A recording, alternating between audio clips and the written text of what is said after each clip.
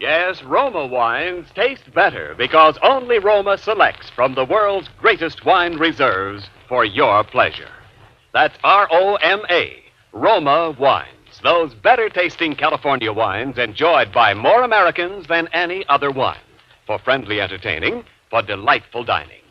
Yes, right now, a glassful would be very pleasant as Roma wines bring you Agnes Moorehead in a remarkable tale of suspense.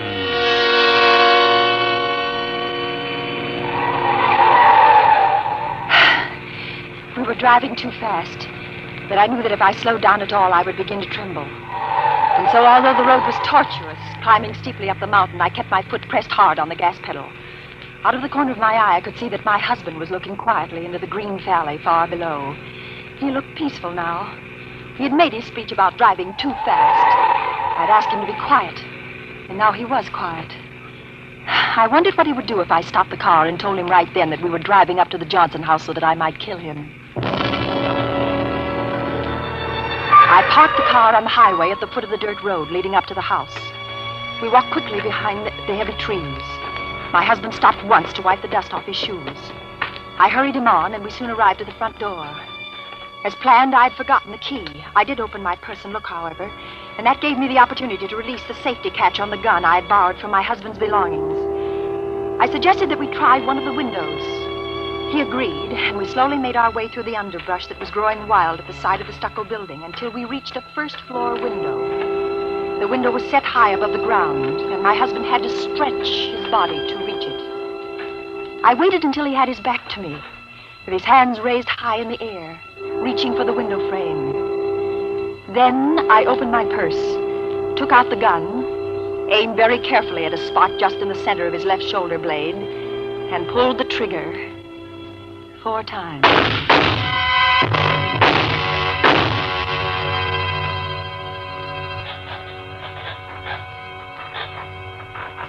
He didn't fall right away. He had had his fingers over the window ledge, ready to unfasten the catch when the bullets hit him. With some terrible effort, he dug his nails into the stucco and tried to keep from dying.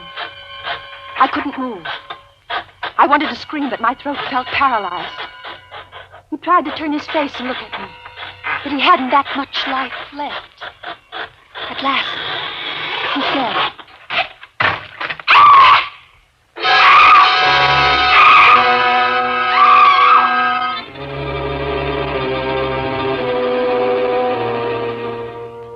I stopped screaming finally. Felt better for it. I bent and looked at my husband's body. He was quite dead. I wiped off the gun, his gun, and threw it behind an acacia bush. Then I walked back to the car, slowly and carefully removing any of my footprints which showed in the loose dirt of the road. At the car, I emptied some cigarette butts from the dashboard ashtray onto the road, dusted my shoes, then turned around and drove home.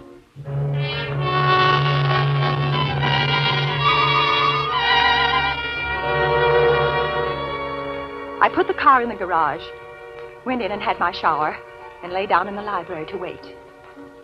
A few minutes after the grandfather clock struck 11, the telephone rang. Hello? Miss Skinner? This is she.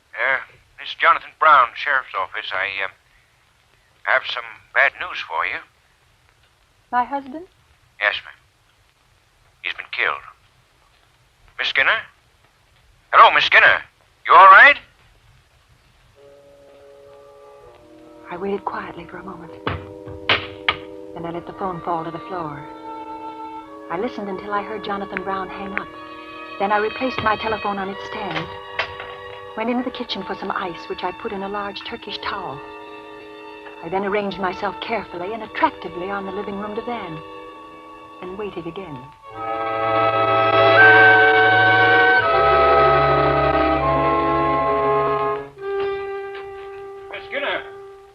In here, please. Oh, yeah. Thank you. You all right, Miss Skinner? That was a stupid thing for me to do, breaking the news that way, you know. I'm all right. Well, I came over as soon as you dropped the phone. Well, I felt faint suddenly. Well, no wonder. Tell me what happened, Mr. Brown, Jonathan Brown, Sheriff's Office. Mr. Brown, please sit down. Oh, thank you. Well, Your husband was up at the Johnson house this afternoon, as well as we can figure. Up there on the side of the mountain, you know, and he must have been trying to get into the window, and somehow somebody, well, shot him. You sure you want me to tell you? I'm sorry. Go on, please. Well, we looked around the place, couldn't see anything. Though we found the, weapon. It was a gun.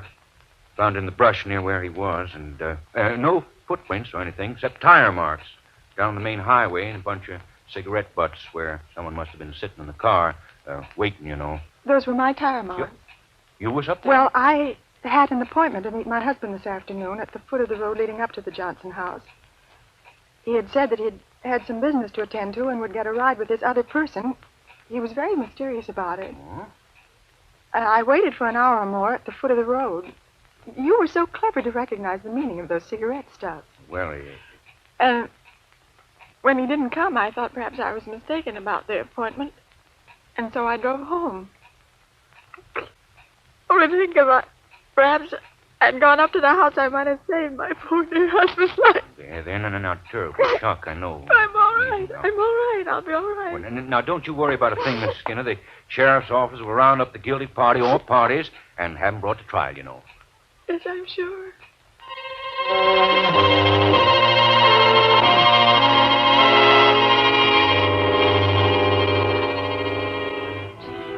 I slept well that night for the first time in 10 years.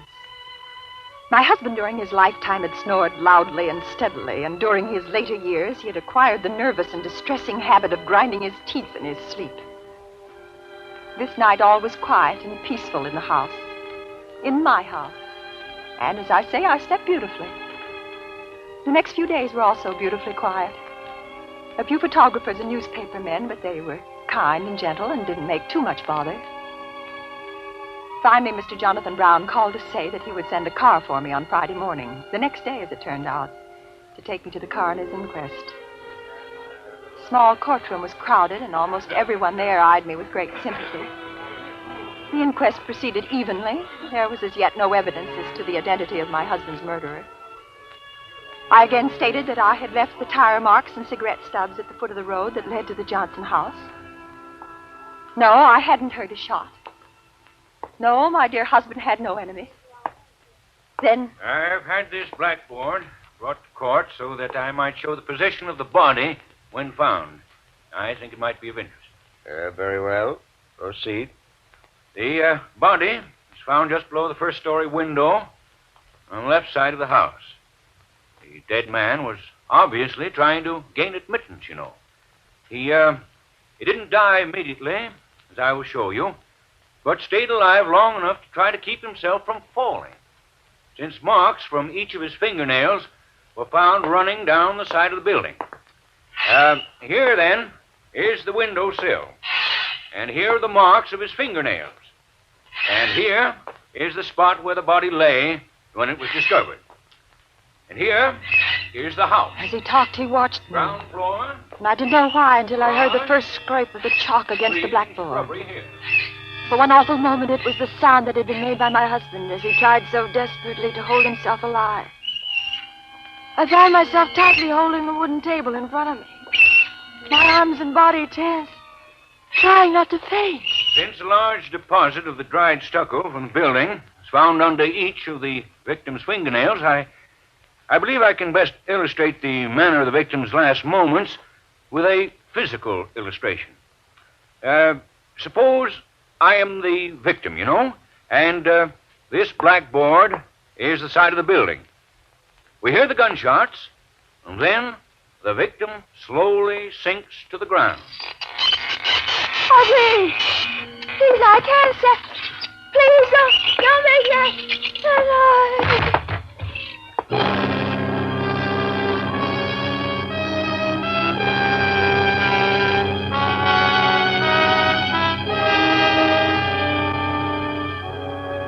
For suspense, Roma Wines are bringing you Agnes Moorehead in the 13th Sound. Roma Wines' presentation tonight in radio's outstanding theater of thrills, Suspense.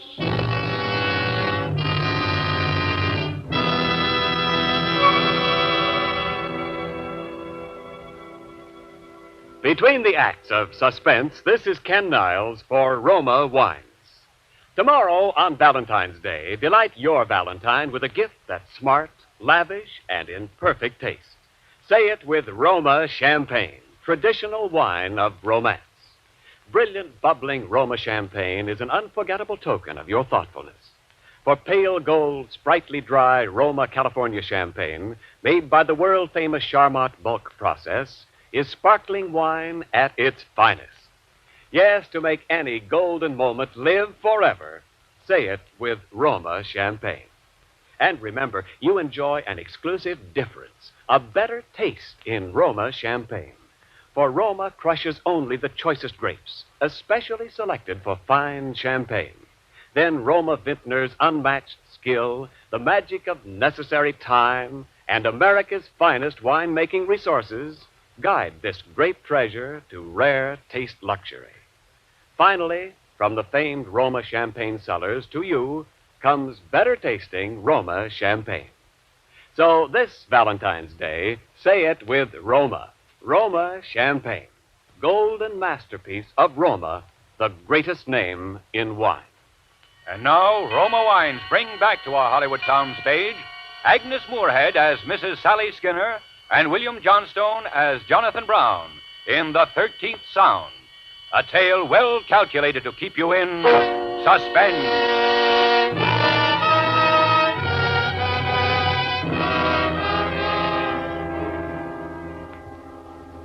I must have been taken home from the inquest. For the next consciousness I had, I was lying on the guest bed. In the corner sat Mr. Jonathan Brown. He must have seen my eyes open. Feeling better? Yes, thank you. I'm terribly sorry. Oh, that's all right. Quite a strain, you know. Yes, it was quite a strain. The coroner asked whether it'd be all right to go on without you. Everybody seemed agreed, you know, so we finished up while the doc looked you over. What happened? Oh, he said you'd be all right. Shock. I meant about my husband. And his death, the hand of persons unknown, you know. Is there anything further I must do? Not a thing, Miss Skinner. It's been very kind. Well, it's a terrible thing happened to you. Well, I'm going now, if there's nothing more you need from me. No, nothing, thank you. Well, goodbye then, and don't you worry. We'll find who did it, you know.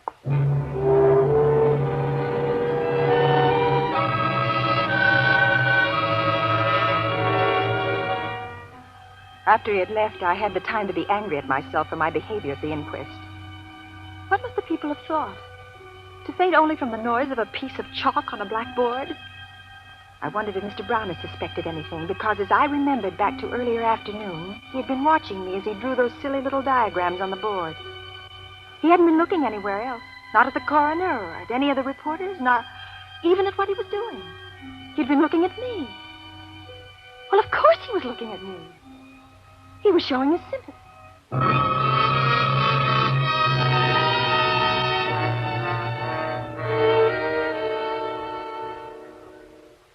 I slowly allowed myself to return to my former position in the community.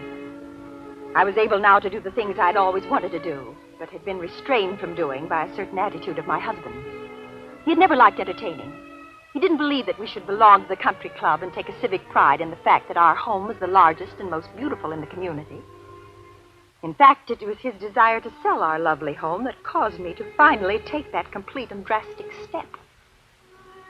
The first evening that I accepted an outside invitation was for one of the Wednesday night evenings of bridge at our club.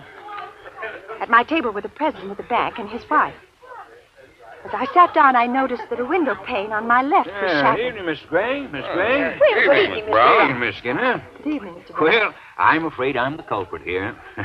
Playing ball with the kids this afternoon, and I threw one right through your lovely window. Oh, really? Yes. But I got old Sam here. I brought him along with new painted glass, and he'll fix us up ship-shape in no time at all. Go ahead, Sam, right over there. Yes, Mr. Brown, sure. Don't mind me, folks. I'll be through here in just a jiffy. Don't worry about it. Oh, incidentally, Miss Skinner, I always meant to ask you whether or not you minded noises, especially. Sharp noises, like, say, chalk on a blackboard. I don't understand. Chalk on a blackboard? At the inquest, I always wondered about it. You fainted just when the chalk was scratching across the blackboard. don't remember hearing it. I'm afraid I fainted before you drew any diagrams. I assume that's what you were planning to do, draw a diagram? That's what I was planning to do, yes, ma'am. Yes. Does he have to do that? Is something wrong, Mr. Skinner? Does he have to do that? Mrs. Skinner. I can't. I didn't.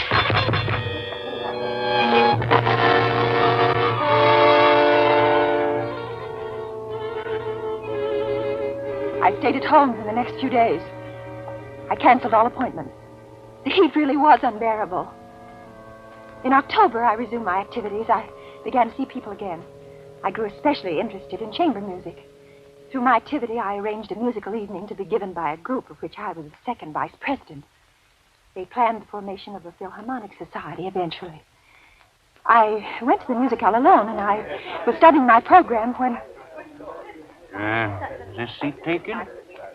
Well, good evening, Mr. Brown. Well, Miss Skinner, good evening. Didn't recognize you, ma'am. Well, I was to be joined later. Well, I'll just sit here a moment, then. You know, I'm terribly sorry about the other night. It's really nothing at all for you to be sorry about. Very kind of you to say that, you know, but I do feel guilty as all sin, being the cause of you getting sick like that. Really, Mr. Brown, I wasn't sick at all. Well, Mr. Gregg told me I'd probably been affected by the heat. It was very close in the club that night, if you'll remember. yes, ma'am, it was. Well, just so I don't feel it was my fault, you know. No, I don't want you to feel that it was your fault. That's very kind of you, you know. If you don't mind, I'll stay here until whoever holds the seat gets it, all right? That's all right. We crave your indulgence and a certain open-mindedness for giving a fair chance to the first piece with which we are going to open our program this evening. The title of this piece is The 13th Sound, and the composer is young Julian Carrillo. This piece, because of the unorthodox nature of it, created a veritable furor in New York City some weeks ago on the occasion of its premiere. It's what you'd call, I guess, modern music. And the really unusual thing about it is that the instruments, instead of playing as they usually do in Mozart, Haydn, and such classical veins, play in quarter tones. Now, a quarter tone is somewhere in between the other tones, such as we are accustomed to hearing. So on this following piece, the instruments are not playing, as you would think, out of tune. This is the way it is supposed to sound. Thank you. So now the various members of the quartet will tune their various instruments into these quarter tones, and this is quite a short piece, but I know you're going to like it. Tune up, gentlemen.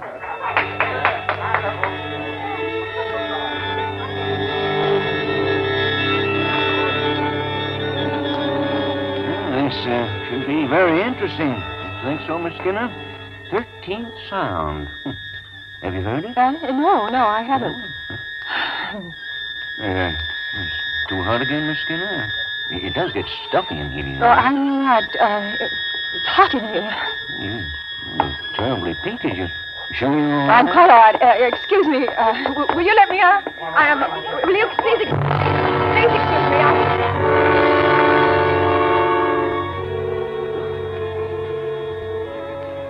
I left Mr. Brown sitting there. My man drove me home. I never liked modern music. I locked all the doors and I turned on all the lights. And then I did a foolish thing. I found a hammer and a piece of board. And I beat and beat and beat and beat on the board with the hammer as hard as I could. And finally the heavy, steady, safe pounding that I made drove the other sharp, shrill, awful noise from my mind. Then I turned out all the lights and opened the windows and went to sleep. I didn't sleep well, but I didn't stay awake either.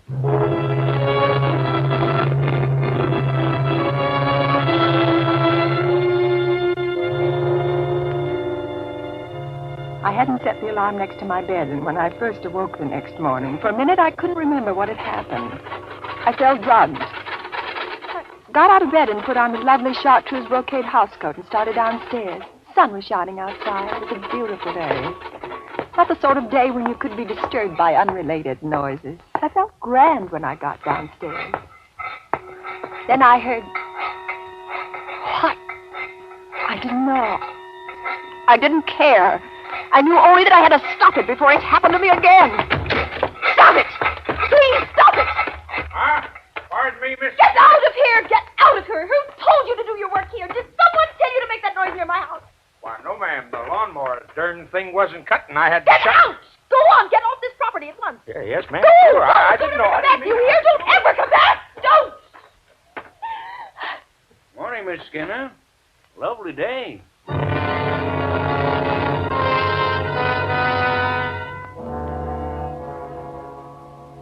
I turned and ran. Right back to my living room. I stood shivering there in a beam of sunlight. I waited for him to come bursting into the room after me. I waited. And then the doorbell rang. Who is it? It's Mrs. Gray. Oh, just a moment. Come in. What, did I disturb you? Oh, no, no. Then not I at all. will come in. But I can only stay a minute. Would you like some coffee? Oh, no, thank you. When I was so sick, you remember, the doctor absolutely forbid me having any more coffee. Oh, I didn't know that. Oh, sit down, please. Do you drink much coffee? No, why do you ask? Well, I thought perhaps your recent attacks might have been caused by that. Mr. Gregg is a great one for aspirin and salt tablets. I think it's much simpler than that. Cut out coffee. Well, I think my attacks were just caused by this heat. I plan a sea voyage. Oh, how splendid. That'll certainly fix you. You know, I don't mean to be disrespectful, heaven knows. But perhaps on the boat, you might meet a fine young man who... Well... Perhaps. Oh, when do you plan to leave? This afternoon. I'm leaving from New York. Oh, you can't. Pardon? For the clubhouse, the unveiling ceremonies are this afternoon. Oh, I'd forgotten. Well, you simply can't leave. We Well, have no one who can replace you on the speaker's platform. Oh, well, all right then, Mrs. Gregg. I'll stay for the ceremony.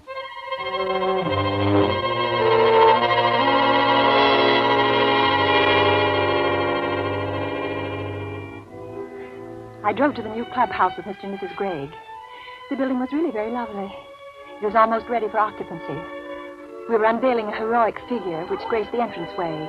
Our speaker's platform was built alongside the figure, and quite a few of the members and their families were sitting on the wooden benches in the front patio, waiting for the ceremonies to begin.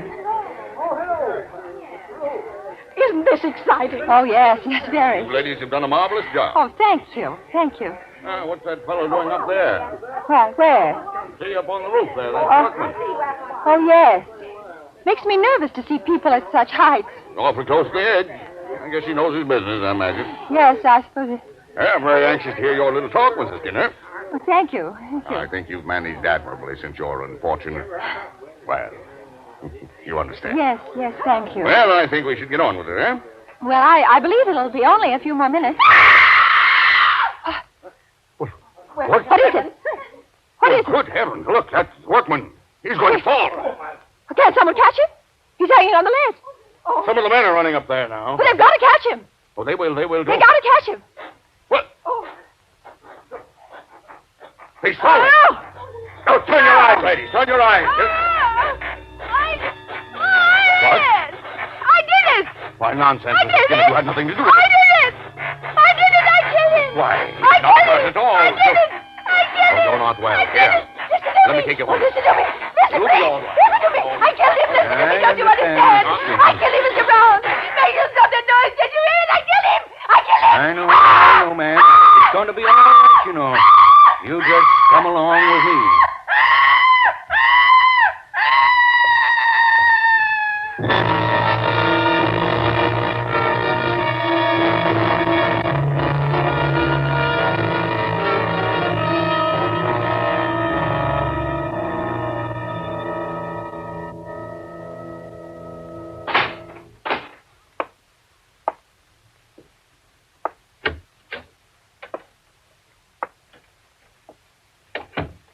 Sign it, Jonathan? Mm-hmm. Yeah. Shame. Yeah. People do funny things. Yeah. Did you pay the fella? Mm-hmm. He's clever, very clever. Sure is. I really thought he was falling off of that building. Used to be an acrobat. Oh. Say, how did he make that noise? Yeah. Holding tenpenny nails in his hands. Scraped them along the face of the building as he slid down. Yeah, did you think of that, too? Mm-hmm. Made an awful racket. Mm-hmm. Pretty nice lady, you know. Yeah. What the devil are you doing? Oh, fixing my nails, I guess. Well, cut it out, will you? Sure. What's the matter with you? That noise makes me nervous, I guess. You know?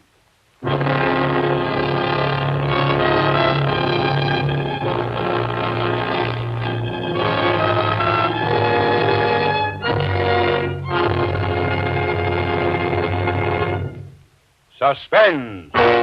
Presented by Roma Wines, R-O-M-A, Roma, America's favorite wines. This is Ken Niles returning for a curtain call with a brilliant star of tonight's suspense play, Agnes Moorehead. Apparently, Agnes, you're not superstitious, accepting the lead in a play called The 13th Sound on February 13th. Superstitions are no phobia with me, Ken, but I do have one. What is it? I refuse to give a party for 13 people. Yes, but even a 13th guest is in luck, Agnes, when you serve Roma Port. Ruby red, fragrant, nectar-sweet Roma California Port adds warmth to the welcome for everyone. And Roma Port is so easy to serve. You simply pour and hospitality reigns. Yes, Ken, Roma Port does make entertaining a pleasure. Not only that, Agnes, there's a difference you can taste in all Roma wines. And this better taste begins with the choicest grapes in all California.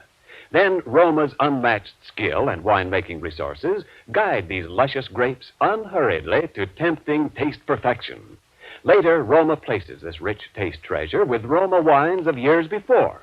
And finally, Roma selects from the world's greatest wine reserves for your pleasure. Well, it's easy to see why Roma wines taste better, Ken. Yes, Agnes, and here's the most conclusive proof of all. A gift basket of Roma wines for you and your guests to enjoy with the compliment of Roma, the greatest name in wine. I'm delighted, Ken. Thank you very much. And good night. Tonight's suspense play was written by Kathy and Elliot Lewis. Next Thursday, same time, you will hear Ann Baxter as star of Suspense. Produced and directed by William Spear for the Roma Wine Company of Fresno, California.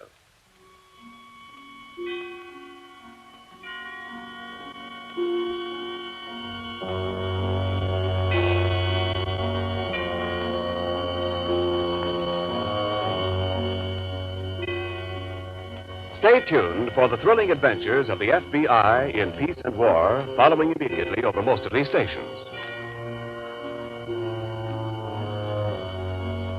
In the coming weeks, Suspense will present such stars as James Stewart, William Bendix, Eddie Bracken, and others. Make it a point to listen each Thursday to Suspense, radio's outstanding theater of thrills.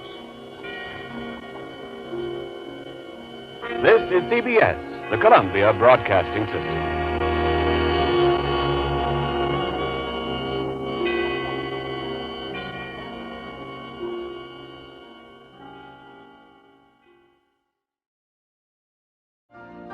You've been listening to the OTR Gold Network. Find more classic radio at otrgold.com.